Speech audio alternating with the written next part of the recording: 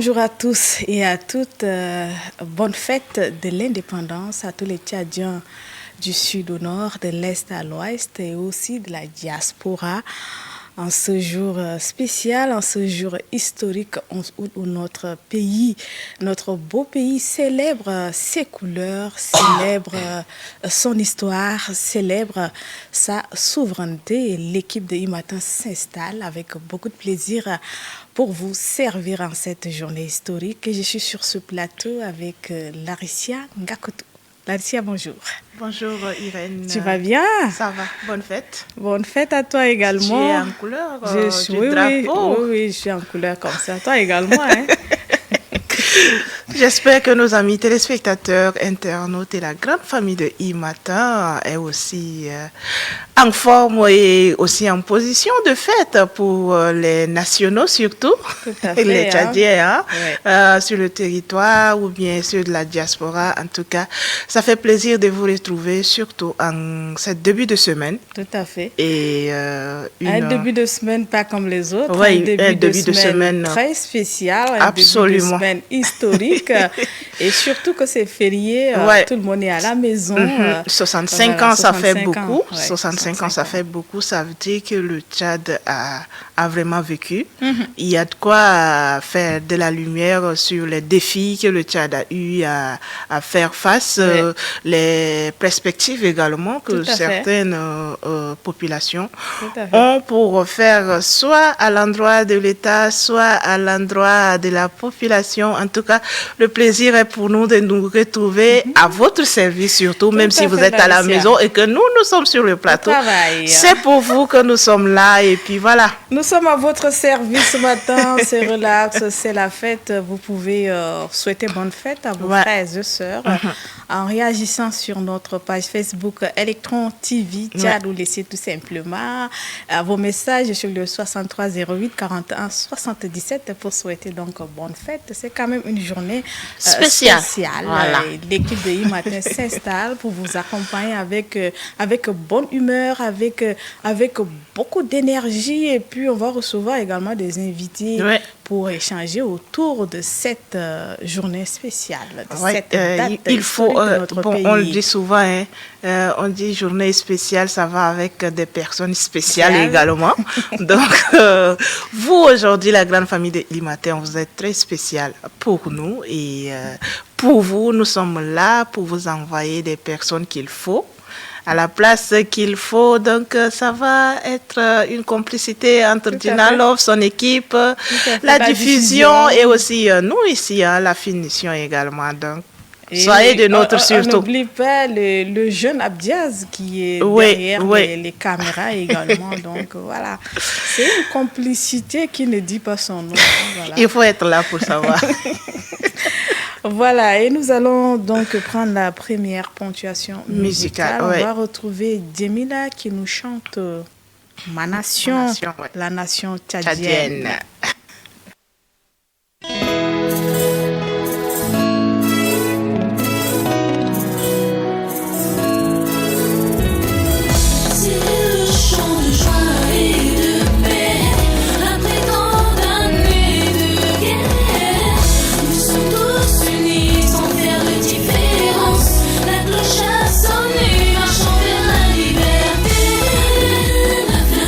Illumine ton cœur, les yeux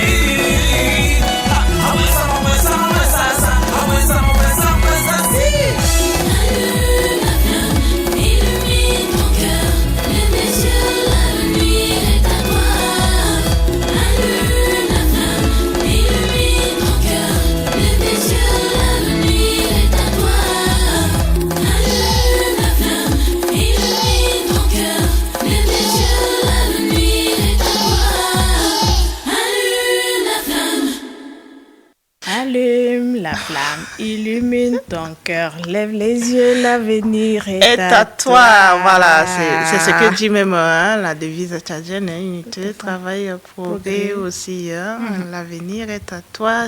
Ça, c'est les paroles de l'hymne national tchadienne. Tout à fait. Ça fait plaisir. Hein? Ça fait vraiment plaisir. Ouais. Ça fait plaisir de savoir que ça fait 65 ans que nous sommes indépendants. Ouais.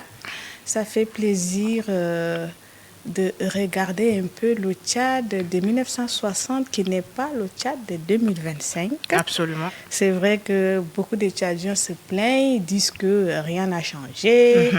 Le Tchad continue à faire face à la guerre, voilà, à tout ce que nous connaissons, rien n'a changé, ça ne va pas, moi je vais quitter ce pays-là, c'est pas la peine de vivre dans ce pays-là parce que ça va pas, il faut quitter, il faut aller dans un autre pays, mais il faut quand même être ingrat pour dire que rien n'a changé, beaucoup de choses ont changé et tout au long de cette émission, nous allons faire un petit bilan. De ces 65 ans d'indépendance, voilà. C'est ce que nous on peut, hein. Oui. Ouais, ce que nous on peut, on va faire un petit bilan de ça. Oui. Et vous pouvez participer à cette émission. Ouais. Réagissez sur notre page Facebook Electron TV Tchad. Dites-nous, en 65 ans d'indépendance, qu'est-ce qui vous a marqué? Qu'est-ce qui a marché? Qu'est-ce qui reste à faire? Voilà, donc nous devons, main dans la main, Laetitia, construire ce pays-là, main dans la main, travailler pour que ce pays puisse se développer. Donc, il faut qu'on dise ce qu'il y a sur le cœur. Ce qu'il y a sur le cœur. Voilà, il y a quelques réactions sur la page Facebook. Il y a Apollinaire Ramadi qui dit bonne fête à ma chaîne Electron TV et à tout son personnel. Merci beaucoup. Bonne fête à toi également. Il y a Idriss qui dit très bon mariage de couleur nationale. Bravo mesdames, merci beaucoup. Nous sommes en mode fête. C'est la festivité. En mode indépendance. Mais j'avoue, je sais pas. Comment est-ce qu'ils ont réfléchi pour nous donner le bleu, jaune et le rouge? Mais c'est de très belles couleurs. Voilà. Ouais. Chaque couleur a une signification. Absolument. Chaque couleur a une signification, mais quand tu mets les trois ensemble, ça fait quelque chose, ça dégage un truc là. Ouais. En tout cas, merci beaucoup. Nous, on est venus trouver le bleu, jaune, rouge. On continue avec et ça restera ainsi. Pour toujours, pour le Tchad. Tout à fait, tout à fait. Et Laetitia, on va prendre donc la première capsule. Voilà, si Dina le permet, bien sûr, des citoyens qui se sont également exprimés. Absolument. Ils ont dit ce qu'ils ont sur le cœur. Voilà, par rapport à cette fête de l'indépendance. Voilà, donc on va suivre avant de revenir sur le plateau. Mais vous qui êtes devant vos écrans, vous qui êtes connectés, n'hésitez pas à apporter votre contribution, à dire ce que vous pensez de ces 65 ans d'indépendance. Voilà.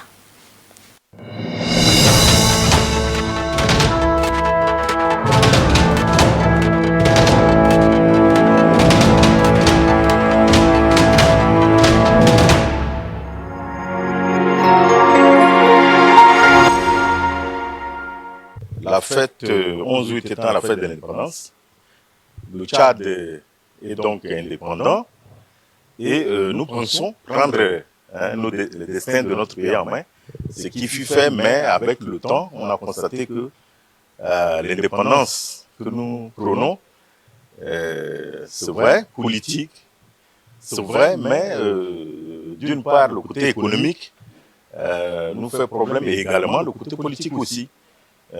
Quelques années plus tard, il y a eu donc une dégradation sociale, une dégradation politique, ce qui fait que 65 ans après, on revit toujours les mêmes choses, les mêmes difficultés. Donc ça fait croire que le mot indépendance était donc mitigé. Voilà. C'est-à-dire que nous devons prendre le destin de notre pays en main.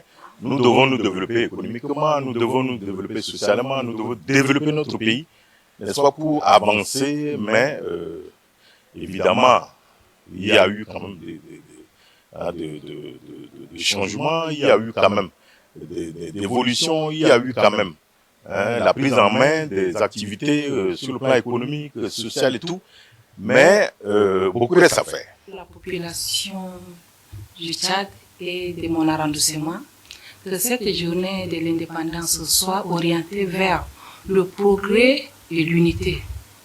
Que notre pays continue à avancer sur la voie de la solidarité, du développement et de la paix durable.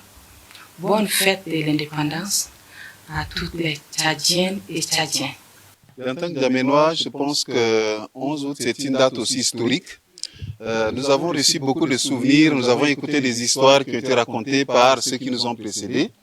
Mais nous-mêmes, lorsque on célèbre donc 11 août, on se rappelle donc de ce merveilleux passé où le Tchad était donc le Tchad uni, le Tchad était donc le Tchad voilà, où il y a la cohésion.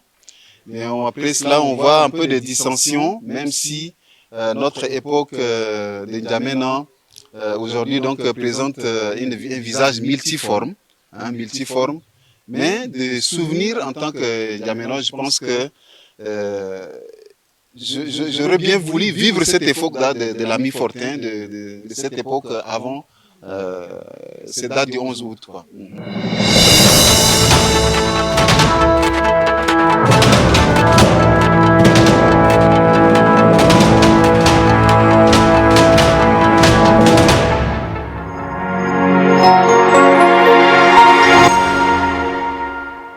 Voilà, c'est spécial, c'est le 11 août, c'est une date historique. Voilà, vous avez vu comment les citoyens se sont exprimés et comme je l'ai dit tout à l'heure, vous également pouvez réagir sur notre page Facebook en nous envoyant des messages, souhaiter bonne fête à vos frères et sœurs, dire ce que vous pensez de ces 65 ans d'indépendance selon vous. Qu'est-ce qui a marché, qu'est-ce qui reste à faire. Donc, vous êtes libre de donner votre avis et Larissa et moi, on se fait le plaisir de le lire ici. Oui, en parlant de réactions, il y a encore deux belles dames qui ont réagi sur la page Facebook de Electron. Il y a Emilienne Nelum, la PDG, qui dit bonne fête à vous. Vous êtes très jolie ce matin. Merci beaucoup, PDG. Merci. Il y a Remadi Viviane depuis Ngaoundéré également qui dit bonne fête à vous. Vous êtes magnifique. Merci, merci. Bonne fête à vous également. En tout cas, bonne fête à vous depuis votre position, où que vous soyez, devant tout ce que vous faites. Aujourd'hui, le Tchad commémore sa 65e année de l'indépendance. C'est ça l'essentiel, au fait. L'essentiel, c'est d'avoir ça en tête. Tout à fait. Tout à fait. Donc, une fois de plus, nous vous souhaitons la bienvenue au début de semaine spéciale. Envoyez-nous vos messages, vos contributions sur notre page Facebook Electron TV Tchad ou sur le 63 08 41 77. On n'oublie pas nos auditeurs de la radio IFM également, Larissa. Absolument. Tout à fait. Et c'est le lieu également ce matin, Larissa, de rendre hommage à tous ces héros-là, ces martyrs qui ont donc marqué l'histoire de notre pays. Le Tchad. Voilà, beaucoup de présidents se sont succédés. Oui. Voilà, chacun a essayé de faire de son mieux pour le bien-être de ce pays-là. Voilà, avec le tout premier président, François Ngata Tombambaye, de 1960 à 1975. Il a dirigé ce beau pays-là. Hommage à lui. Nous pensons également à Félix Malom, qui est également arrivé au pouvoir après le coup d'État. Voilà, c'est aussi un héros. Lui aussi, il a marqué l'histoire de notre beau pays, le Tchad. On pense également à Goukouni Wedei. Voilà, hommage à vous, chapeau à vous. Hein. Voilà, vous avez marqué l'histoire de ce pays-là. Vous vous êtes donné corps et âme pour ce pays-là. Donc ce matin, nous voulons vous rendre hommage. Nous pensons également à Hissène Habré. C'est vrai que pour beaucoup de Tchadiens, c'était la terreur, c'était la dictature. Mais lui aussi, il a marqué l'histoire de notre beau pays. On pense aussi au maréchal père Idriss Déby Itno, qui a donc fait 30 ans de règne. De 90 à 2021. 2021, donc sur ce beau pays-là également. Hommage à lui. Et puis, notre actuel maréchal, le jeune maréchal, Mohamed Idriss Déby Itno, c'est le lieu de nous souhaiter également bonne fête de l'indépendance. Ouais. Voilà, il a dirigé la transition pendant 3 ans après la mort du maréchal, mais pour en 2021, beaucoup de personnes là, le Tchad allait sombrer, on allait encore repartir au Tchad de 1970 quelques avec les guerres et tout ça, mais avec tact, il a su donc maintenir ce pays-là dans la paix. Et on a traversé la transition comme si de rien n'était. Oui. Voilà, on a organisé les élections, le retour à l'ordre constitutionnel, et puis nous voilà aujourd'hui. Jusqu'à la création même du Sénat. Tout à fait, ouais. Tout à fait. Donc, chose qui n'a pas existé au Tchad, mais sous son règne, nous l'avons alors de 2021 jusqu'à nos jours. Nous avons un jeune maréchal, nous avons un jeune à la tête du pays. Alors ça fait plaisir, ça fait... Donc c'est le lieu de ça donne de l'espoir. De nous souhaiter particulièrement bonne fête à notre jeune maréchal Mohamed Idriss Déby Itno, qui certainement sera à la place de la nation pour le défilé. Ouais. Voilà. Il est 7h49. Les nouvelles d'ici et d'ailleurs avant de revenir sur le plateau.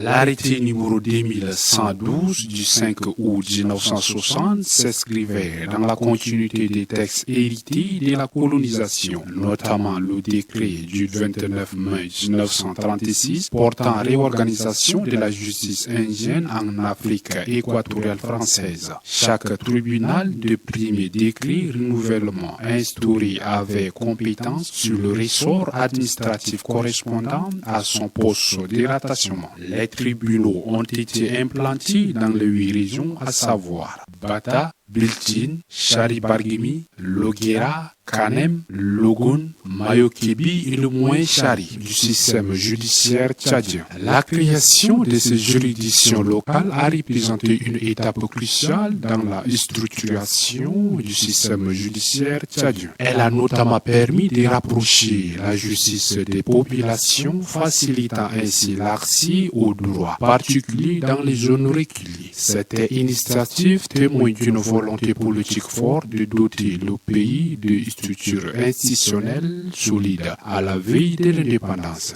La justice reste un pilier fondamental de l'état des droits et un levier essentiel pour la protection des droits des citoyens. Le 5 août 1960 constitue donc une date clé dans l'histoire du Tchad, marquant l'un des premiers jalons posés sur la mise en place des systèmes judiciaires autonomes. Précieux que cela puisse paraître, 65 ans, la dynamique et la réputation de cette justice ont drastiquement chuté. L'appareil judiciaire tel que voulu et mis en place par le père de l'indépendance a donc perdu ce lettre de noblesse. Les citoyens lambda, comme tous les acteurs de la justice, devraient à l'unisson le dysfonctionnement de cette justice qui devrait être le socle de tout.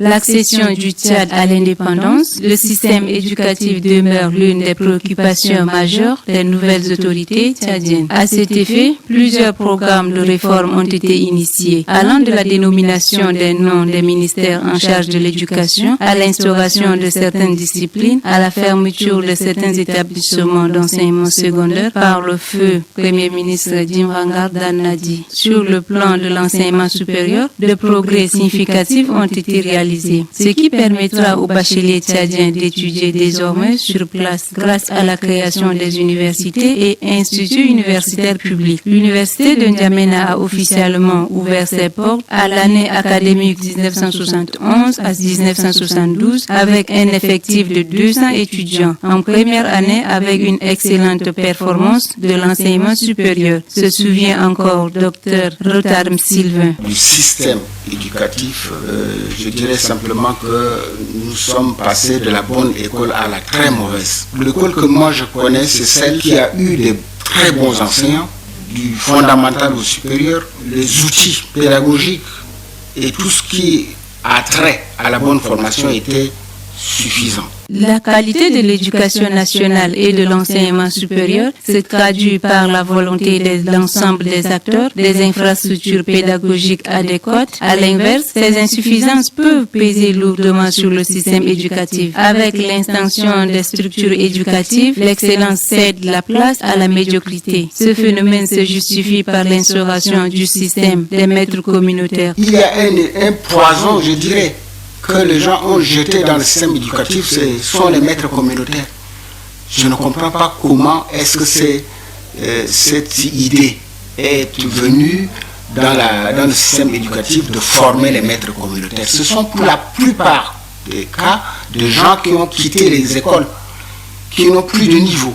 Le taux de scolarisation au Tchad reste faible. Au cycle primaire en 2023, environ 75,5%. Cet indice se confirme avec les récents résultats au baccalauréat session de juin 2025. Dr Rotarm Sylvain exprime des vœux pour un nouvel système éducatif performant. Il faut revoir de fond en comble le système en plaçant vraiment des personnes compétentes pour vraiment rendre dynamique le système. Nos écoles manquent d'infrastructures. Bien que des progrès soient réalisés, les disparités liées au genre demeurent toujours. Pour assurer une relève et redonner à l'éducation ses lettres de noblesse, une amélioration s'avère nécessaire à tous les niveaux.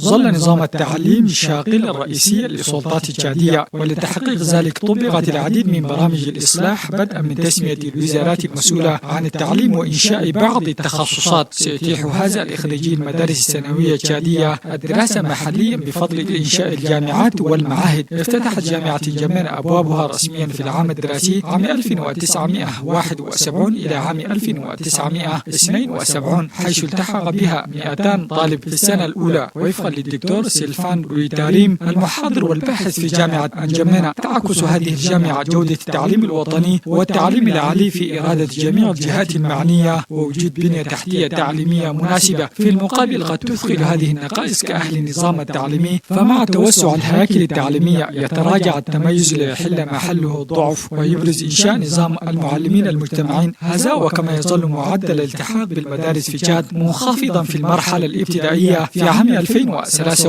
حوالي 77.5%، ومع ذلك فإن معدل إكمال الدراسة للفتيات حوالي 38% و49% للبنين في عام 2021. تم تأكيد هذا المؤشر مع النتائج الأخيرة لدورة البكالوريا في يونيو عام 2025. على الرغم من التقدم المحرز، لا تزال الفوارق بين الجنسين غير متكافئة، ولضمان مستقبل أفضل واستعادة التعليم إلى سابق عهده لابد من إجراء تحسينات على جميع المستويات.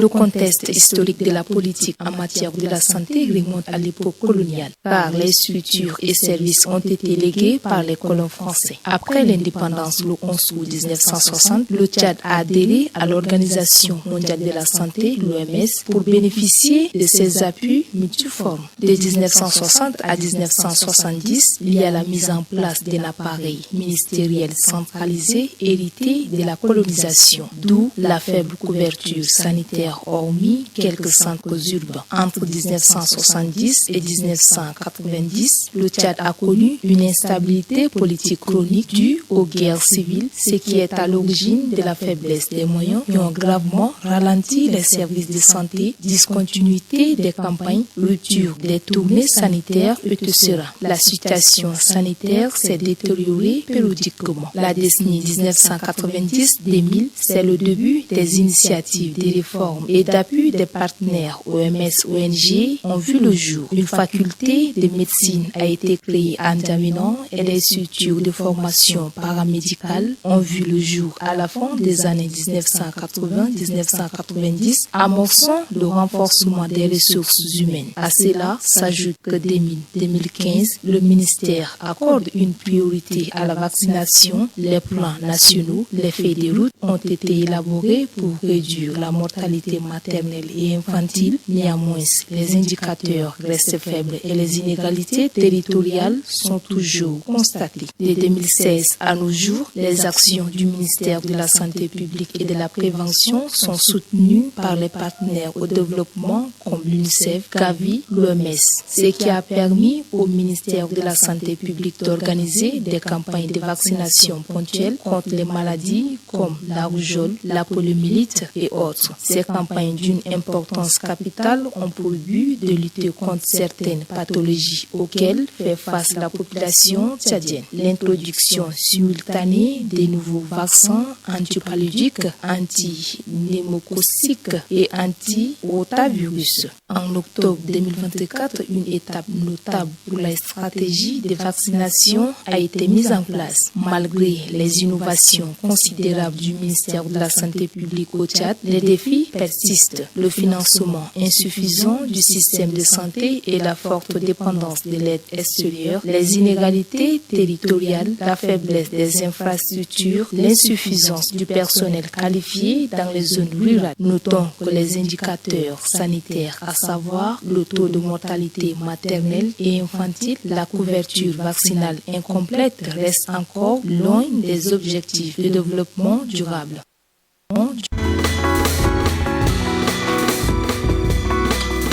Le Tchad se prépare à célébrer ses 65 ans d'indépendance. À Pala, la mobilisation est totale pour marquer cet événement historique.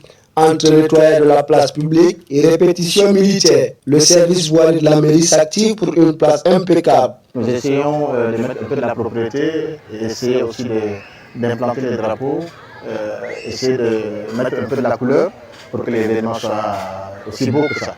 De notre côté, de la voirie, je crois que nous sommes déjà prêts. Pas de fête d'indépendance sans défilé militaire. Sous un soleil de plomb, les forces armées répètent inlassablement leur mouvement. Précision, discipline et respect. Chaque détail doit être parfait pour rendre hommage aux héros de 1960. Mais l'indépendance, c'est avant tout l'affaire de tous. Dans les rues de Pala, les citoyens parlent de l'indépendance. Parlons de l'indépendance du Tchad. Ça veut dire que nous sommes indépendants, non? Indépendants, c'est-à-dire nous devons prendre le Tchad en main, non?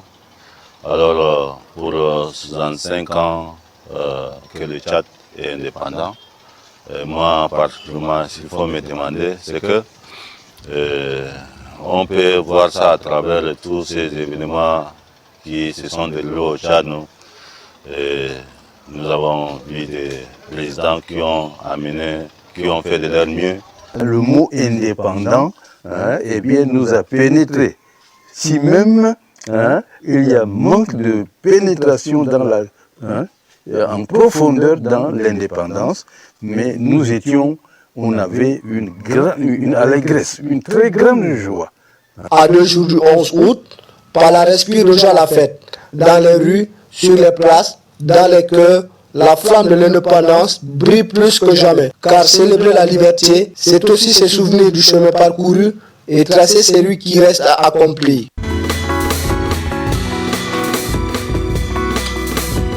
La journée de l'arbre organisée par le bureau exécutif de l'Église évangélique du Tchad a été officiellement lancée par le vice-président du bureau exécutif lors d'une cérémonie marquante qui s'est tenue à Mandelia, une localité située à 60 km de la sortie de N'Djamena. Cet événement a réuni de nombreuses personnalités ecclésiastiques et les autorités locales. Donnant le coup d'envoi de cette journée en plantant un arbre, Dr Mbandjigimbe Kawal Émile dit que ces gestes symbolisent l'engagement du bureau exécutif afin d'accompagner le gouvernement dans sa politique relative à la protection de l'environnement. Le bureau exécutif de l'Église évangélique du Tchad retient le thème de la journée de l'arbre 2025 face à la disparition accélérée de nos forêts et à l'avancée du désert. L'Église se joint au gouvernement pour encourager tous les chrétiens. Le vice-président souligne l'importance vitale de cette initiative pour l'avenir du pays. Planter un arbre aujourd'hui, c'est investir dans un avenir plus vert et plus sûr. L'exécutif de l'Église évangélique du Tchad, avec le gouvernement et les communautés, lance une mobilisation sacrée cette année 2025 autour de ce thème. C'est pourquoi nous invitons chaque fidèle, un fidèle, un arbre planté et entretenu. Chaque annexe, chaque district, chaque œuvre sociale doit créer des jardins botaniques. Ainsi, nous allons transmettre ce geste vital aux générations futures. Pour la maire de la ville de Mandelia, Hawa Mohamed Moumine, c'est un geste louable. Je salue beaucoup cette initiative de reboisement des arbres. On dit qui plante un arbre donne vie. Il y a abondance de pluie. Mais là, il ne pleut pas. Donc, s'il y a reboisement, peut-être on va revenir à notre climat initiative. Je salue beaucoup cette initiative. Chaque chrétien est appelé à se rejoindre à cette noble cause en plantant un arbre afin de contribuer à un avenir plus vert et durable. Le lancement de la journée de l'arbre édition 2025 marque un moment clé dans l'engagement du bureau exécutif envers la protection de l'environnement. Il est à noter que plus de 100 pieds d'arbres ont été plantés sur un terrain de 25 mètres carrés de superficie.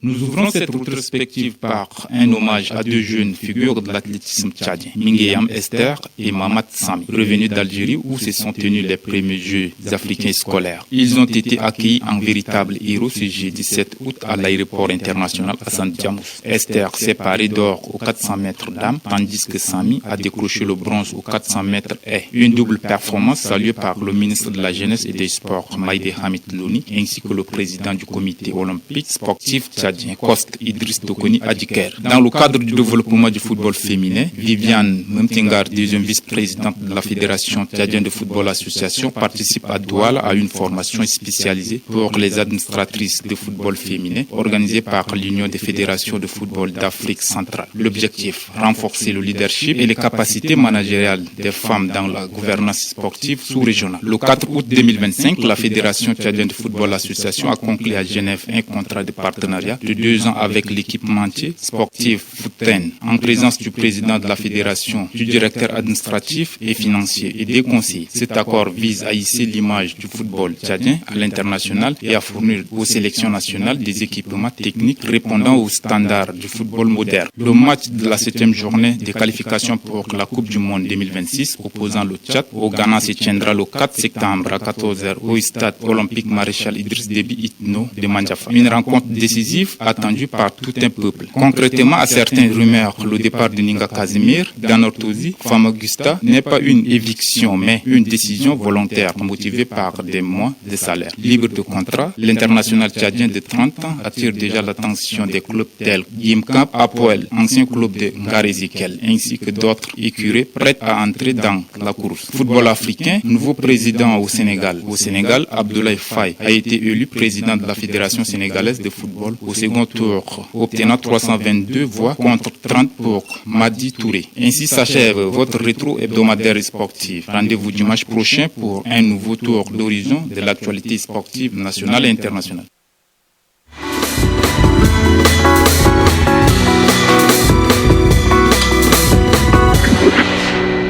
Merci à Sadok. Rendez-vous la semaine prochaine pour un tour d'horizon sur l'actualité sportive. Des messages de nos fidèles téléspectateurs. Bonjour et coucou à Electron Télévision. Je souhaite bonne fête de l'indépendance à toutes les Tchadiennes et Tchadiens, sans vous oublier mes belles dames.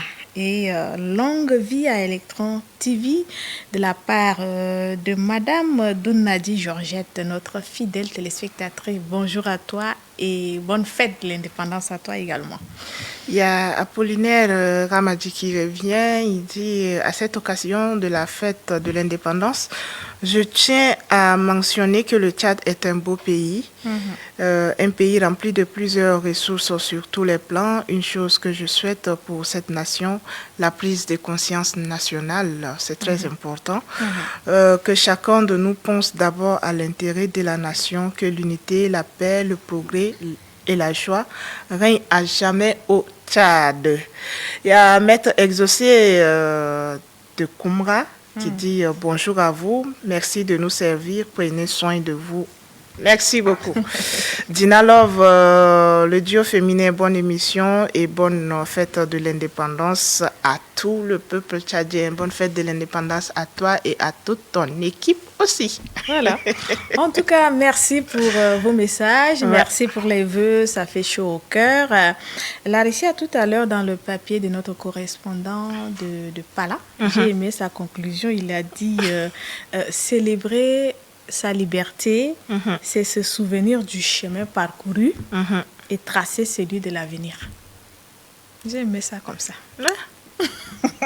C'est très important. Voilà. Et il est dans ce jour 11 août où le Tchad célèbre son indépendance. Il y a aussi beaucoup de gens qui sont nés. Oui. Ouais, des gens, ce sont nos internautes, ce sont nos téléspectateurs, nos collaborateurs aussi ici à ITV. Je pense ici à Lydia, à qui je souhaite joyeux anniversaire. Oui. Je pense aussi à Catherine, qu'on appelle affectueusement Katé. Oui. Joyeux anniversaire à elle depuis Kamda. Il y a également l'ingénieur Thomas Lobarak, à qui nous souhaitons aussi joyeux anniversaire. Merci. Ils sont nombreux. Vous pouvez souhaiter joyeux anniversaire aussi à vos proches à travers la page Facebook de Electron ou soit le numéro RTL que Irène vous donne. En tout cas, joyeux anniversaire à tous ceux qui ont un an de plus en ce jour spécial. On souhaite. Ça fait 2 fêtes à la fois. Hein? Ça fait 2 fêtes. Ça fait du bien. Larissia, on va continuer à donner la parole aux Tchadiens, aux citoyens sur cette journée historique. On va repartir du côté de la régie. Trouver Dina Love.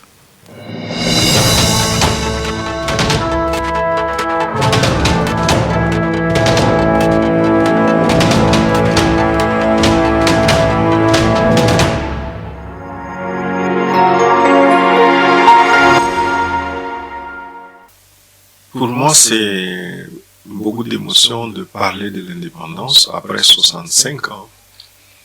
L'indépendance marque cette volonté collective de s'affirmer comme une nation autonome, une nation souveraine, mais aussi une nation unie. L'indépendance, c'est aussi cette souveraineté numérique, cette souveraineté alimentaire, cette souveraineté dans les prises de décision au niveau de la gouvernance, mais aussi cette souveraineté d'un peuple qui s'identifie, encore une fois de plus, à un certain nombre de principes et des idéaux qui ont, n'est-ce pas, été les motivations de nos pères, de nos ancêtres qui se sont levés pour réclamer l'indépendance. À la base, la réclamation de l'indépendance est sous-tendu par le fait que nos aînés, nos ancêtres, nos grands-pères, nos aïeux ne voulaient pas vivre l'humiliation, la domination, la frustration. Et aujourd'hui, je pense qu'après 65 ans, je puis dire que sur le plan de la souveraineté en tant que pays, beaucoup d'efforts sont en train d'être faits. Nous avons vu dans la transition des assises, des élections organisées sur des ressources nationales. Nous avons vu aussi cette tendance à vouloir encore s'émanciper et s'améliorer en ce qui concerne les insuffisances de l'administration, à travers donc la décentralisation. Et tout cela montre qu'il y a aujourd'hui des efforts notoires, des efforts notables à apprécier. Cependant, sur un autre plan, 65 ans après, on constate malheureusement qu'il y a des choses qui mettent en mal l'unité nationale. Surtout cette année, on a vu des femmes assassinées, des enfants tués. On a vu des personnes complètement calcinées ou immolées. Ce qui, aujourd'hui, traduit un malaise en ce qui concerne le vivre ensemble et la sécurité. Je crois que c'est un grand défi pour l'État. N'est-ce pas, dans une république où nous sommes à l'ère du digital, que des choses de ce genre continuent à être observées pendant qu'on a la possibilité de remédier et de remédier de manière drastique. Parce que le Tchad a ratifié aussi, n'est-ce pas, cette loi qui abolit la peine de mort. Et on ne peut pas se permettre de tuer des femmes, des enfants, d'immoler des personnes au vu et au su, sans que cela ne puisse faire l'objet de profondes réprimandes ou de profondes représailles. Après 65 ans, c'est une situation qui vient entacher la dignité humaine dans mon pays. Et je crois que s'il y a un cri de cœur, c'est que cela ne se reproduise pas. Que cela ne se reproduise pas. Et c'est vraiment ce que je dirais. Nous avons des efforts après 65 ans à faire en ce qui concerne la dignité humaine et l'acceptation de l'autre. Nous avons des efforts à faire en ce qui concerne les principes de vie dans une république. On ne peut pas penser qu'on est capable de faire justice, de se faire justice jusqu'à ôter la vie de l'autre. Nous avons des efforts à faire aussi en ce qui concerne l'autorité de l'État, pour que l'on se dise que dans une république, on ne se permet pas n'importe quoi. Voilà un peu ce que je dirais aussi en ce qui concerne ces 65 ans, que le Tchad demeure encore un État plus uni, plus soudé, mais aussi où la dignité humaine, qui a été l'un des aspects les plus clés dans la revendication de l'indépendance, que la dignité humaine est droit de cité dans notre pays.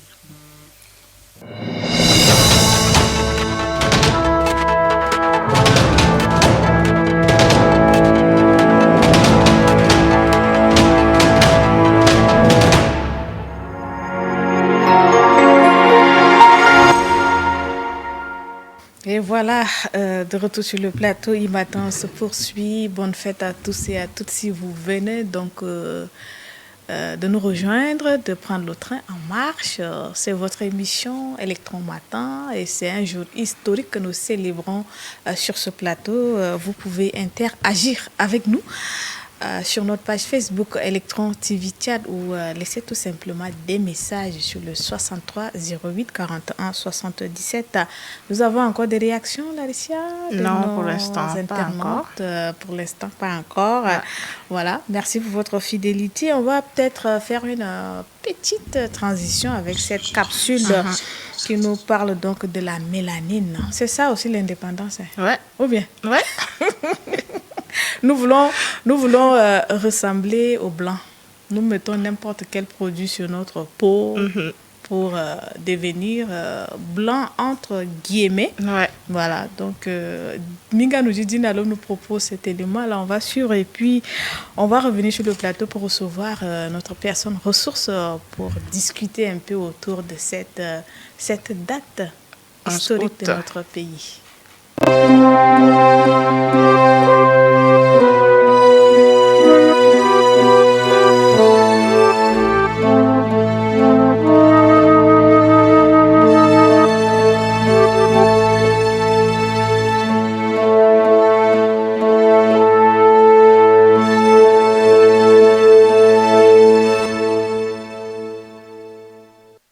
La mélanine, notre couronne invisible. Notre peau raconte une histoire vieille comme l'humanité.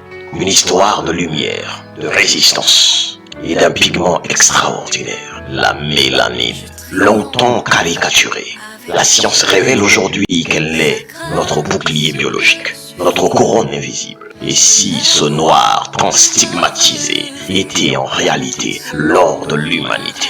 Savez-vous que 1 gramme de mélanine coûte sur le marché autour de $600 et que 1 gramme d'or coûte malheureusement $100? Sais-tu que la mélanine est plus chère que l'or? Nous devons démystifier les choses.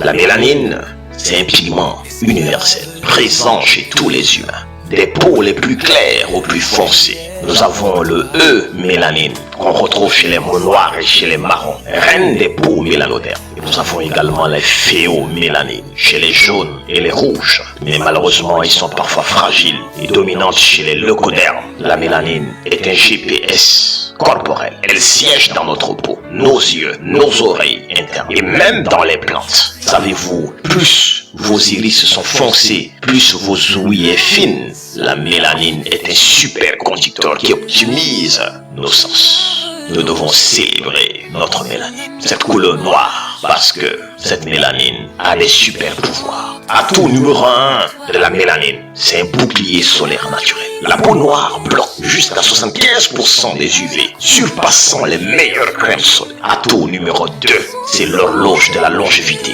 Grâce à la production de la mélatonine, cela contribue à la réparation de l'ADN. La peau qui vieillit 2 fois moins vite, c'est la peau noire. C'est un anti-cancer naturel. Mais attention, 80% des Occidentaux ont une glande pinéale calcifiée, bloquant ce processus. Alors que chez le noir, nous avons une capacité d'autorégénération extraordinaire. Atout numéro 3, avoir plus de la mélanine permet d'avoir une performance extrême, parce que cela contribue à la transmission nerveuse ultra rapide. Ça contribue à l'équilibre, à la coordination. La preuve, les meilleurs sportifs, danseurs et autres sont des noirs. La preuve de la performance communiquée par la mélanine. Malheureusement, notre héritage semble être volé. Pendant 400 ans, on nous a volé cette fierté. On a associé le noir au péché, le blanc à la pureté. Un mensonge mélanophobe pour justifier l'injustifiable. Mais notre mélanine était là, dans les chaînes des esclaves, sous le soleil des révoltes.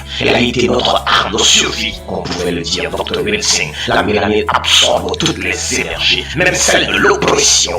Parce que cette mélanine, c'est de nous protéger. C'est notre trésor. Mais pour booster notre mélanine, nous devons véritablement manger coloré, manger vivant, manger des aliments riches en tyrosine, qu'on peut le retrouver dans le moringa, le sésame, des aliments riches en cuivre, qu'on peut le retrouver dans le chocolat noir, de l'avocat. Nous devons fuir l'acidité des aliments voleurs d'oxygène, éviter les sucres raffinés, les viandes industrielles favorisant la phéomélanine, qui sont véritablement cancérigènes. Le soleil est notre allié. Le soleil n'est pas notre ennemi pour nous qui sommes noirs. Avoir 10 à 15 minutes au soleil contribue à véritablement protéger notre corps. Ça contribue à produire plus de la mélatonine. Mais attention aux excès. La mélanine n'est pas une malédiction. C'est la preuve que nous sommes nés du soleil, de la terre et du divin. Une couronne que nul ne peut arracher. Alors, célébrons-la chaque jour. Exigeons des recherches indépendantes et transmettons ce savoir libérateur. Car, comme le dit la sagesse, la peau noire n'est pas une couleur, c'est une consécration. Sois fier d'être noir et entretiens cette mélanine qui est un trésor.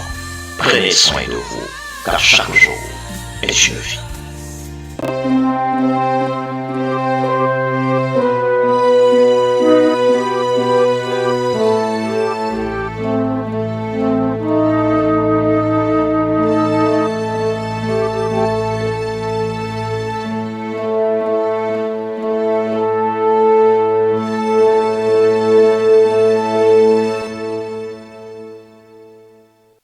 Merci, professeur Ouroupou, et bonne fête de l'indépendance à toi, de là où tu es. D'autres réactions, Laricia, de nos internautes. Njekadjin de Mambombay qui dit bonjour mes mignonnes. Bonne fête de l'indépendance à tous et bonne émission à toute l'équipe Lambert depuis Égypte. Marc Mbaye-Rabé qui dit formidable émission. Heureuse fête de l'indépendance au peuple tchadien. Merci pour vos messages. Alors, nous avons le plaisir de recevoir notre personne ressource sur ce plateau pour faire un tour d'horizon autour de cette date historique. Nous recevons ce matin sur le plateau l'Algim Narcisse, analyste politique, journaliste, notre personne ressource. Bonjour. Bonjour Irène Pont ici. Oui. Bonjour à nos fidèles téléspectateurs qui nous regardent depuis Pala, depuis Doué, oui. Depuis Léré, ceux qui sont à Ouagadougou, ceux qui sont à Bobo Dioulasso, ceux qui sont au Caire en Égypte, à Alexandrie en Égypte, ceux qui sont à Ferkissédougou en Côte d'Ivoire, à Ma en Côte d'Ivoire, ceux qui sont à Bafoussam au Cameroun. Bref, ceux qui sont dans la ville de Pala-Centre. Ah oui, hein? Pala est à l'honneur ce matin. Pala est à l'honneur et ceux de Moïsala aussi. Il ouais. ne faut pas oublier vous ceux de Bangui. Ceux de Pala. Vous avez... Pala oui. Oui, c'est une ville d'avenir. Hein. D'accord. J'ai été par 2 ou 3 fois. La dernière fois que j'étais, c'était à l'ordination de l'évêque Tinouji. Tinouji, oui. Oui, je suis allé rehausser de ma présence l'éclat de cette cérémonie d'ordination. D'accord. Oui. Bonjour et bonne fête. Oui, bonjour Ngafoutou. Bonjour aux habitants de la République Walia, très Tradex. démocratique de Walia, s'il vous plaît. Oui, surtout ceux qui habitent aux alentours de Tradex. D'accord. Oui. En tout cas, notre invité vous passe le bonjour. Hein. Les Tchadiens d'ici de la diaspora. En tout cas, bonjour à tous les Tchadiens de l'Est à l'Ouest, du Sud au Nord. Voilà, c'est un plaisir de vous avoir ce matin sur le plateau. Avec vous, nous allons apprendre beaucoup de choses, n'est-ce pas? Le plaisir est partagé, madame. Voilà, d'accord. Donc, comme je le disais, on va échanger autour de cette date historique. Nous fêtons donc 65 ans d'indépendance. Selon vous, quels sont les acquis majeurs depuis l'ascension à la cession du Tchad à la souveraineté internationale? Voilà. Quels sont les acquis majeurs que vous pouvez partager avec nous sur ce point? L'indépendance, tout le monde avait fêté, hein, parce qu'ils pensaient que c'était une libération du peuple tchadien. Mais en réalité, c'est une indépendance de façade. Okay. Parce que la France n'était pas loin. Hein. Cette indépendance, c'est vrai, ça a été un peu arraché au prix de moult sacrifices. Il y a eu quand même des héros qu'il ne faut pas oublier, et c'est l'occasion aussi de leur rendre un hommage appuyé. Ouais. Les gens comme Gabriel Lisette, qui a créé ce qu'on appelle le PPT, le Parti progressiste tchadien. Après le congrès de Bamako, où tous les leaders africains se sont retrouvés à Bamako, c'est la capitale du Soudan français, l'actuel Mali. Pour porter sur les fonds baptismaux ce qu'on appelle le RDA, Rassemblement démocratique africain. L'objectif, c'était de conduire les pays africains à l'indépendance. Et ça a été dirigé par Félix Houphouët-Boigny. Donc, tous les participants étaient revenus et ils ont créé des sections locales. Aujourd'hui, il reste seulement le PDCI-RDA. Quand vous entendez PDCI-RDA, Parti démocratique de Côte d'Ivoire, section locale, 62, c'était l'euphorie. Ouais. Mais quand il a décidé de dissoudre les partis politiques sous prétexte de consolider l'unité nationale, ça soulevait déjà une vague d'indignation.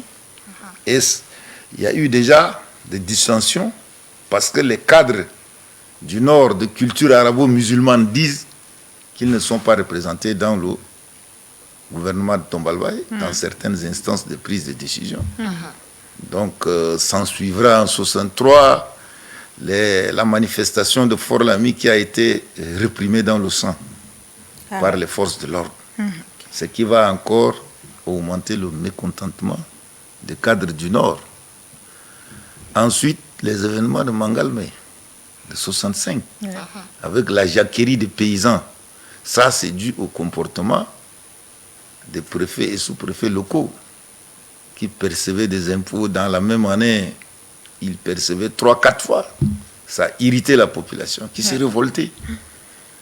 Et en même temps, il y a eu aussi une révolte dans l'extrême nord du Tchad.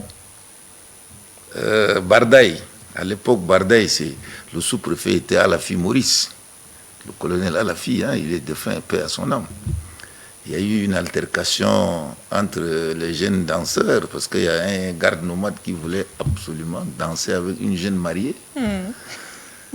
Son mari a opposé une résistance, et puis ça en est suivi une bagarre. Le monsieur a été poignardé.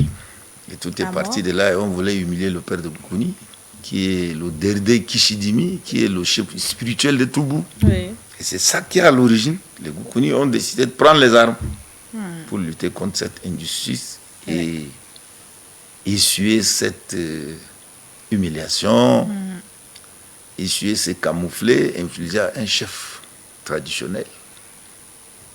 Ensuite, la création de Frolina, le 22 juin 1966, au congrès de Niala au Soudan.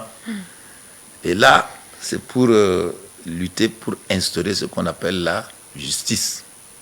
Pour les cadres du Nord, le régime de Tombalawa est un régime d'injustice à dominance sudiste, à dominance des cadres venant de la zone méridionale. C'est comme ça que le Frolina a été créé, Front de Libération Nationale du Tchad, à l'exemple du FLN. Le FLN, c'est le Front de Libération Nationale d'Algérie. C'est les Algériens qui ont créé, lorsque la France avait dit l'Algérie est une colonie de peuplement. Ça a été créé en 1954. C'est pour lutter. Donc, à l'exemple de ça, ils ont créé. Et ils ont commencé à lutter contre le régime de Tombalbaye. Jusqu'à la prise spectaculaire de Mme Clostre, qui est une géologue, qui faisait des recherches au Tchad, il faisait des recherches dans le Jourab, mais il est allé, il y a Mark Stewart, c'est un médecin allemand qui travaille à Bardaï, dans un hôpital de Bardaï. Il assistait les gens.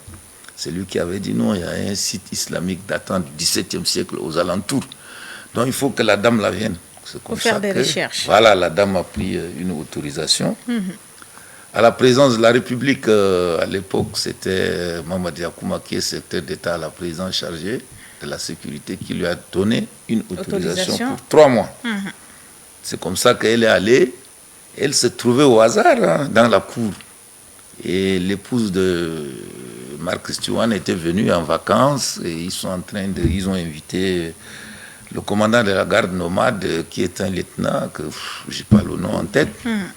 Ils ont dîné et le temps de sortir, ils ont été encerclés, attaqués par les éléments de Goukouni, dirigés par Adam Togoy. Les accusant de quoi? Non, c'est Hissène Habré qui avait suggéré l'idée à Goukouni, parce qu'il n'avait pas de moyens pour continuer la résistance. Donc, il fallait prendre... Cette dame en otage? Non, prendre Marc Stewart, le médecin là, allemand, le prendre en otage pour avoir des rançons. Ah, d'accord. Voilà, pour avoir un peu d'argent. Voilà, Hissène Habré est très intelligent parmi tout ce monde-là, parce qu'il était rentré fraîchement des études, nommé au ministère des Affaires étrangères, envoyé comme médiateur par Tombalbaye, et il a atterri à Tripoli et il a annoncé son ralliement à la rébellion. Donc, Hissène avait suggéré ça et ils ont attaqué, ils ont tué le lieutenant Segarkor, ils ont mortellement blessé l'épouse de Marc Stewart qui va mourir quelques heures après, de suite de ses blessures, et ils ont capturé Mme Klaus. Et ils ont obtenu la rançon. Oui, mais ils en ont fait ça un trophée. Vous avez l'idée sur le montant Non, le montant, je n'ai pas de montant, je n'ai pas exactement. Son mari avait même écrit dans un livre appelé « L'autopsie de la prise d'otage ». Donc, ils ont donné comment on appelle ça, la logistique. Ouais, des tenues militaires, de l'argent, etc. Et Habré a exigé que Radio France Inter fasse écho. Et que les journaux français ont fait écho. Et on a envoyé c'est ça qui a donné de la force Mais justement, sinon, c'est ça qui leur a donné de la force. Sinon, ils étaient à bout de souffle. Tout à fait. La rébellion ne reposait que sur les épaules de la population, alors que la population n'a pas assez de moyens. Et ils étaient prêts à à capituler. Ils étaient prêts à, comment on appelle ça le terme, à la reddition. Mais Hissène est intelligent, c'est lui qui leur a suggéré ça. Et quand ils ont réussi, ils ont continué la résistance. Oui. Jusqu'à ce qu'ils ont envoyé le commandant Galopin pour négocier. Galopin a été arrêté et exécuté par le tribunal révolutionnaire. Oui, et une année après, Tolvay a été tué au cours d'un coup d'État, mené par des officiers, à l'époque dirigé par le chef d'escadron de la gendarmerie, Kamougué. Donc, les militaires sont arrivés, ils ont libéré Malm de la prison, ils l'ont porté à la tête de cette junte militaire pour gérer le pays. Donc, ils ont mis en place ce qu'on appelle le Conseil supérieur militaire. Et ils ont dit qu'ils font de la paix leur cheval de bataille. Entre-temps, Hissène Habré s'est déjà brouillé avec Goukouni au congrès de Gourou d'octobre 1976. Habré s'est retiré à Khartoum au Soudan et il a dit, lui, il veut négocier, il veut rentrer sans condition. Alors, pour la petite histoire, Mamadi Djimé, qui était ministre de l'Intérieur, vice-président du CCM, va accueillir le président Gafar El-Numeri qui rentrait du sommet de l'OUA à Libreville au Gabon en 1977. Il va faire une escale technique à l'aéroport de N'Djamena, l'actuel aéroport international à Sandjamous. Il l'a accueilli au salon d'honneur. Il dit, bon, mais il y a Hissène Habré qui est chez moi qui veut rentrer. Il a dit, bon, nous aussi on est arrivés, notre objectif, notre cheval de bataille, c'est la paix. Donc si Hissène est là, bon, on va, comme le président est resté encore à Libreville, parce qu'après le sommet, il va être reçu par le président Bongo. Lorsqu'il sera là, je lui rendrai compte, on vous fera signe. C'est comme ça que la première délégation tchadienne est conduite par le défunt Gravendo pour aller prendre contact avec Habré. Ils ont négocié, ils ont signé les accords. Le 16 septembre 1977, un accord de paix a été signé avec Hissène Habré. Ils ont attendu pratiquement une année, 30 août 1978, pour nommer Hissène Habré Premier ministre, en mettant en place d'abord ce qu'on appelle la charte fondamentale qui tenait lieu de la Constitution. Parce qu'il est prévu nulle part, le poste de Premier ministre. Donc, Habré a été nommé Premier ministre. Malm s'est adressé à la nation. Le 31, il rend public la liste de son gouvernement. Et il a renvoyé presque tous les militaires. Kamougué n'est plus ministre des Affaires étrangères. Et ça a provoqué un mécontentement dans les rangs des militaires. Parce que le CCM n'est pas préparé pour gérer le pays. Donc ça a provoqué un mécontentement. Il a fallu encore... Et Kamougué, on a dit, bon, on t'envoie attacher des défenses en France. Il dit, je ne pars pas. Je vais rester ici. Après, il a demandé un congé pour se reposer à Libreville parce que lui, il est né au Gabon. Donc, il est allé, mais tous les jours, on ne fait qu'envoyer des messages pour son retour. Bongo a dit, mais les gens là disent qu'ils ne veulent pas de toi. Moi, je voulais te donner un poste. Voilà, maintenant, il m'emmerde. Donc, demain, il y a un avion en partance pour N'Djamena. Il faut rentrer. Kamougué est rentré. Après, il a fait le tour de la ville. Là, il s'est rendu compte que la ville est infectée que par les femmes. C'est comme ça qu'il a décidé de réorganiser la gendarmerie, chercher un peu la logistique. Et 12 février 1979, un lundi, la guerre. On a déclenché la guerre éclate au lycée Félix Éboué. Et Hissène Habré est juste derrière la radio. Le premier jour seulement, on a dénombré 361 morts. N'Djamena. N'Djamena. Selon un rapport de la DGSE. 361 morts. Et la France, qui disait qu'elle adoptait une attitude de neutralité, discrètement soutenait Habré pour dire que c'est Habré qui est l'interlocuteur valable. C'est comme ça qu'ils sont allés à la guerre, ils ont contraint Malm à démissionner. On a choisi Lol qui a été présent pendant 3 mois, je crois. Les accords de Kano 1, Kano 2 ont permis de mettre en place le gouvernement d'Union nationale de transition présidé par Goukouni. Dans ce gouvernement, Habré était ministre de la Défense. Ahmad Assil était ministre des Affaires étrangères. Kamougué était vice-président du GUNT. Mais ils n'ont pas tenu longtemps parce que Goukouni est un pro-libyen. Donc il y avait plein de Libyens. Les gens l'ont trompé pour dire que bon, il faut faire partir les Libyens. On va amener les forces neutres sous la bannière de la fameuse OUA, Organisation de l'Unité africaine. Donc les troupes là sont arrivées, mais ce sont les troupes là qui ont fait le jeu pour amener Abré. Abré qui a été battu. Il a fui avec ses éléments pour se retrouver à Ramkolé, à la frontière tchado-soudanaise. Mais en temps, il est soutenu par le Soudan, par la France, les États-Unis, l'Égypte et l'Irak. Donc ils l'ont aidé à revenir, reprendre le pouvoir le 7 juin 82. Donc ici, en réalité, si on voit bien, c'est le gouvernement de la 4e République, mais il a dit 3e République. À l'époque, tout le monde a peur. Personne ne pouvait contester. Je pouvais discuter pour dire que personne. Qui peut discuter? C'était la terreur. Avec la DDS, la Direction de la Documentation et de la Sécurité, qui a un bras séculier qu'on appelle BESIR, Brigade Spéciale d'Intervention Rapide. Si on vous arrête là-bas, vous avez 1000 chances de mourir. Donc, Abré est arrivé, il a instauré une dictature. Ensuite, il a été renversé à son tour. Lui, il a été emporté par le vent de la démocratie, le vent de l'Est, avec l'écroulement du mur de Berlin. Et lui, il a boudé la conférence de la Baule le 20 juin 90. Il a dit à Mitterrand que la France n'a rien à dicter au Tchad et que le Tchad était un pays qui est venu de très loin. Donc les Français cherchaient quelqu'un. Voilà, son ancien chef d'état-major se trouvait en rébellion. Donc la France a jeté son dévolu sur Déby pour conduire Déby au pouvoir. C'est la France qui a amené Déby au pouvoir. Il faut que ça soit clair dans les esprits. Donc c'est le vent de la démocratie là qui a amené Déby au pouvoir. Contrairement à ce que les gens racontent pour nous rebattre les oreilles tout le temps, que c'est le MPS qui a apporté la démocratie. Non, c'est la démocratie qui a apporté le MPS. Il faut que ça soit clair dans les esprits des gens. Ils ont profité du vent de la Baule, parce que Mitterrand était clair.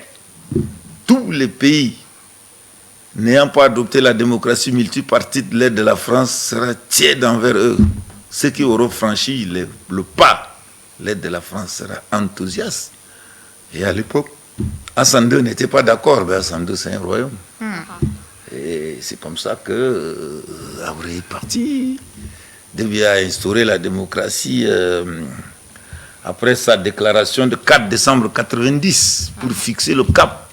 Liberté d'opinion, liberté d'association, liberté de presse, liberté d'aller et revenir, etc., etc. Et cette liberté était-elle effective? Oui, pendant ces 30 ans de règne. Oui, il y avait quand même quelques avancées qu'il faut reconnaître, surtout au niveau de la presse. Il y a eu quand même des titres, les titres ont foisonné, contrairement au monopole à l'époque de parti unique, où les médias sont confisqués par le pouvoir. Mais il y a eu, l'espace médiatique est ouvert, il y a eu beaucoup de titres, etc. Donc ça au moins, c'est un pas positif. Il y a eu quand même des créations de partis politiques aussi. Mais il y a des partis alimentaires, beaucoup de partis alimentaires. Partis alimentaires, c'est quel parti? Ce sont des partis que les gens ont créés pour mendier des postes de responsabilité. D'accord. C'est des gens... Ils ont des militants qui ne peuvent même pas remplir une cabine téléphonique. Le siège de leur parti, c'est dans leur sac. On se rappelle de l'élection, je ne sais pas, 96 ou plus de 10 quelques. Non, il y avait eu 16 candidats. 16 candidats. Plutôt 15 candidats. 15 candidats, 15, ça c'est la première élection libre, inclusive, pour la première fois dans l'histoire politique du Tchad. Où il y avait eu un deuxième tour opposant les deux généraux. Donc, c'est pour la première fois que les Tchadiens étaient appelés. Donc, il y avait l'enthousiasme, l'engouement. Les gens croyaient à l'alternance. Or, tout est ficelé pour perpétrer hold-up électoral. C'est ça qui a été fait. D'accord.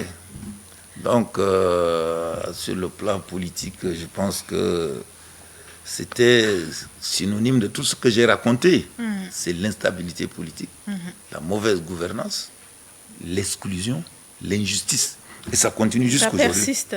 Aujourd'hui, c'est le pire. C'est même le comble. l'injustice a atteint même le paroxysme.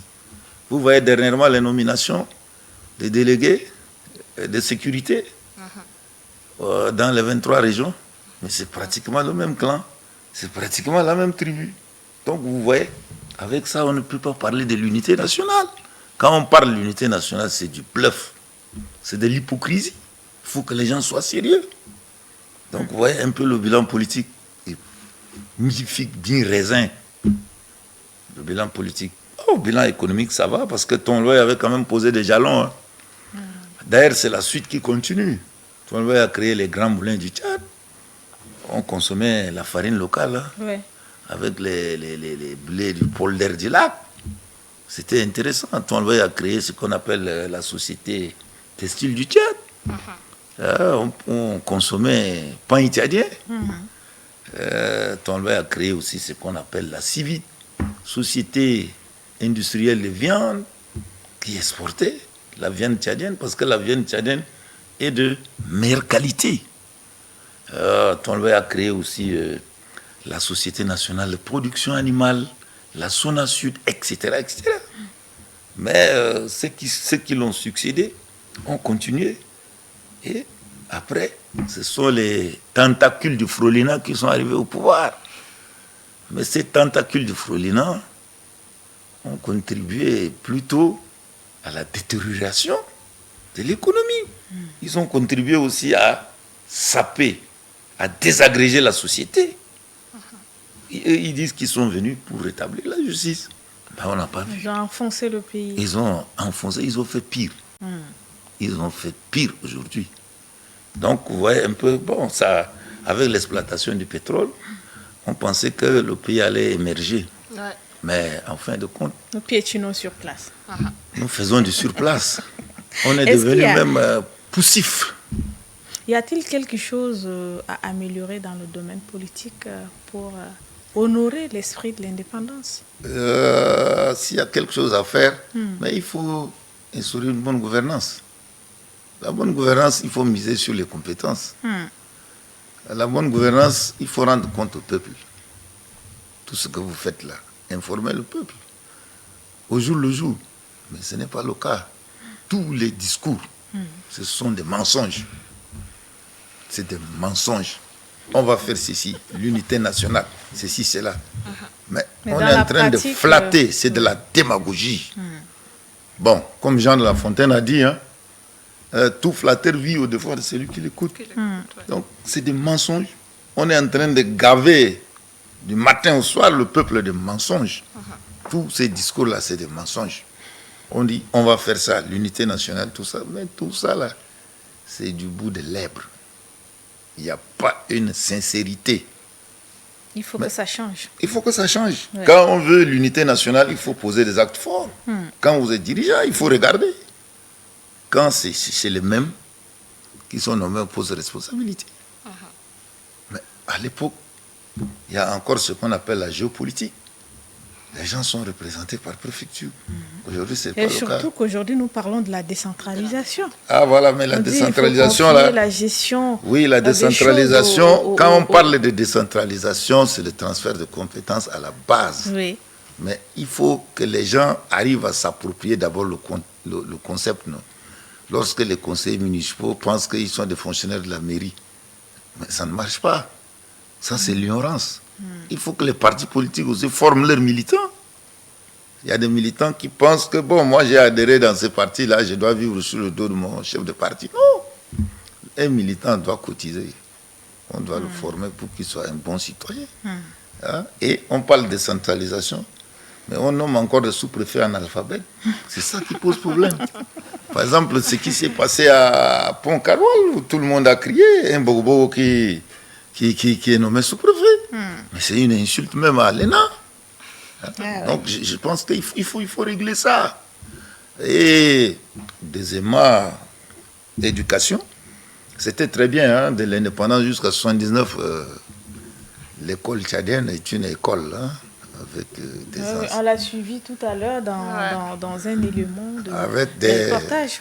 Oui, avec des anciens de qualité. Comparé à l'école d'aujourd'hui, mais... Non, avec des anciens de qualité à l'époque. Oui, Ceux qui enseignaient à l'école primaire étaient formés au centre pédagogique de Bangor. Avec le niveau CP, ils sont des moniteurs et ils enseignent très bien. Très bien. Ils enseignent la morale, ils enseignent l'élocution, ce qu'on appelle la diction, pour vous amener à bien prononcer. Aujourd'hui, c'est pas le cas aujourd'hui. Mais ça ne marche pas. Après 79, l'école 79, les événements ont contribué à ébranler complètement l'école tchadienne. C'est là où, pour la première fois, qu'on parle de maîtres communautaires. Et je crois que c'est là où il faut expliquer pour que les gens comprennent pourquoi on parle de maîtres communautaires. Parce que les parents, il n'y avait pas l'école. Donc les parents se sont organisés en association. Et il y en a qui ont construit des écoles, des petits hangars dans les villages pour l'instruction, de s'instruire. C'est comme ça qu'ils ont recruté des gens qui ont abandonné l'école, qui ont le niveau SEM, c'est-à-dire cours moyen, première année, deuxième année, ceux qui ont le CP, pour qu'ils dispensent des cours aux enfants. Et ceux-là sont payés par les parents. Ils sont payés par la communauté. C'est le vocable maître communautaire qu'il faut expliquer aux gens. C'était ça. Et je pense que le professeur Nouma Madana s'est longuement appesanti. Il a même fait beaucoup de publications sur ça. Au départ, c'était d'abord des maîtres suppléants. Ensuite, les maîtres communautaires. Et ils sont payés par les parents. Et certains ont fait beaucoup d'efforts. On est en train de les recycler, les former. Mais ils représentent plus de 60% de l'effectif des enseignants qualifiés. Et ça pose problème, parce qu'ils ont un niveau un peu hétérogène. Donc je crois qu'on aurait dû quand même donner des contrats aux enseignants formés dans les écoles normales. Et puis l'enseignement aussi, il faut venir par vocation. Par vocation veut dire quoi? Ça veut dire quoi? Ça veut dire qu'il faut avoir un penchant pour quelque chose. Il faut avoir la passion. Mais aujourd'hui, le vrai problème, c'est quoi? On cherche juste à mettre la tête quelque part. Voilà, c'est une fenêtre ouverte qu'il faut caser les gens.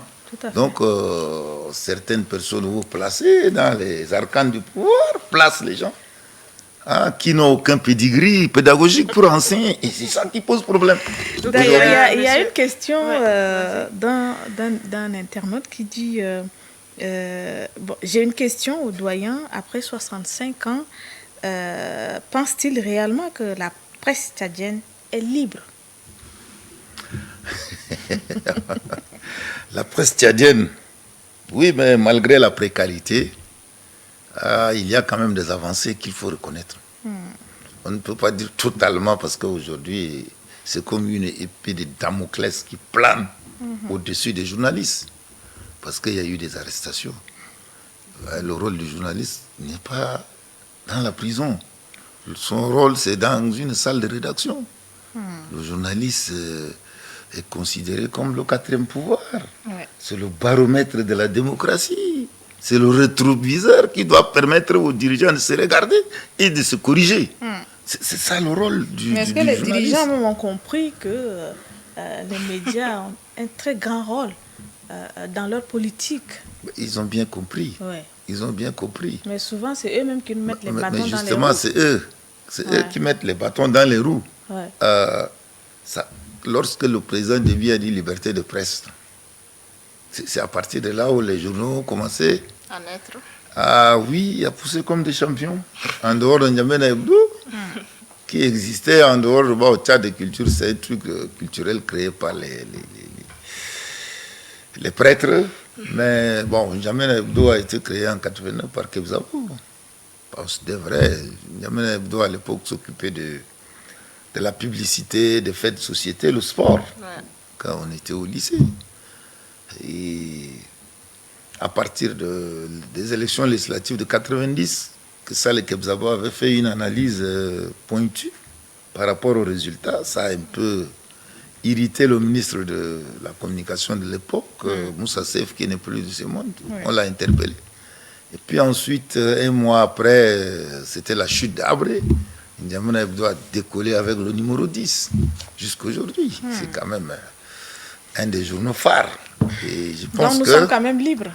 Pas totalement, mais il y a quand même des avancées qu'il faut reconnaître. Oui. Mais aujourd'hui, tout le monde a peur avec ce qui s'est passé ces derniers temps, avec des intimidations, des appels anonymes, tout ça. Et tout le monde a peur, tout le monde travaille pour son ventre. Voilà. Tout le monde oui, fait ça c'est la l'éloge. précarité. Ça c'est la précarité maintenant.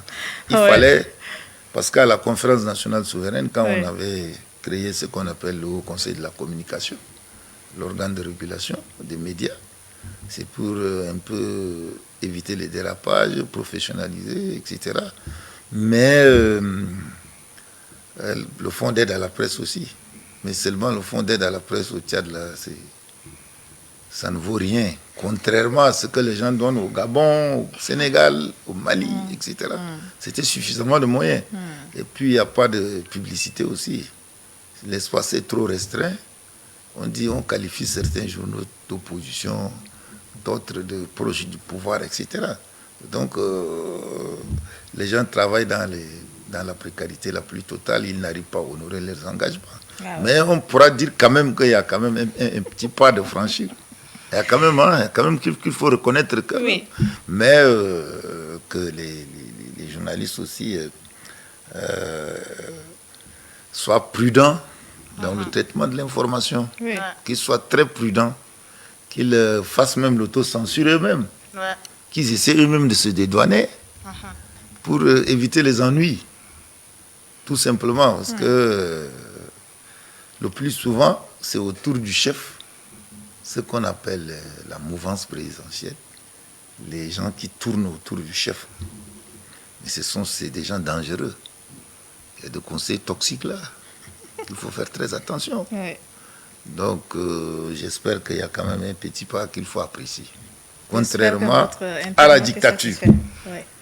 D'accord. Avant de finir, parce qu'on tend déjà vers la fin, quel serait votre message à l'endroit des jeunes lors de cette 65e année de l'indépendance du Tchad? Votre message à l'endroit des jeunes? Jeunes?